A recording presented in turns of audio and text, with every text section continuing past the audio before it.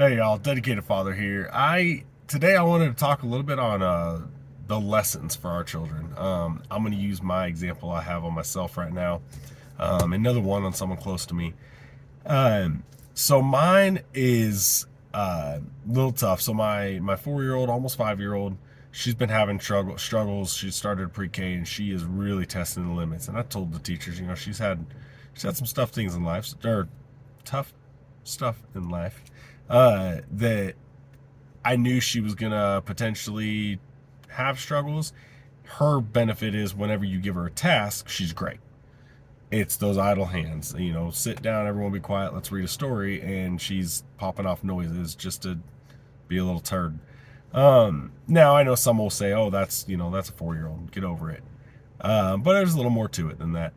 And so me and her teacher got together today and talked more on like what kind of consequences can we put in place, which I had already put one in place yesterday, with taking away. We don't do much technology, but they get 15 minutes of TV time before bed, and we snuggle up as a family, and then we pray and we read a story, then pray, then go to sleep.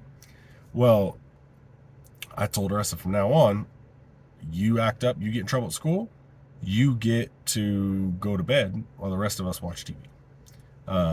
Even if it's just the two of us, I'll go watch TV for 15 minutes and then I'll come say a prayer to you while you're laying in bed. You're missing out on your TV time, and they look forward to that, right? So that's what I'm trying to do. It's hard because I'm not there to handle a situation right as it happens. So I'm trying to, what can I do later on, and lead discipline of your actions have consequences. Someone close to me, there were a situation where they have one kiddo that is old enough to make a decision to live with one parent over the parent that's raised him. And now, a couple weeks in, he's kind of realized that may not have been his best decision. However, I believe, let him ride the school year out. He's got to learn his consequences. He's got to figure out his actions have consequences to him, and you may not like it, but you don't get to just run from it. You're going to own it. You're going to finish it out. At the end of the school year, readdress it, and then maybe he moves back with the other parent and, continues back how he's done life ever since he's born, the last 15 years of his life. But it's not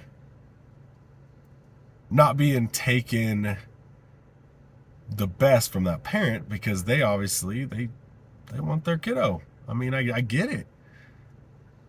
I try to always think of things as objective as possible. It's kind of tough when these are subjective situations, but I just think if you don't have any consequences to your choice, you can always just abandon, cut bait, and you're going to be bailed out all the time. We're raising a soft generation to think that there's always going to be someone bailing them out, and that's, I think, a part of the problem with the society today. That guilt that we feel, you think about, biblically they talk about Peter denies Jesus 3 times and then the rooster crows. Jesus said it was going to happen. Peter said, "No, I would never do that." It happened, and he sobbed and he wept.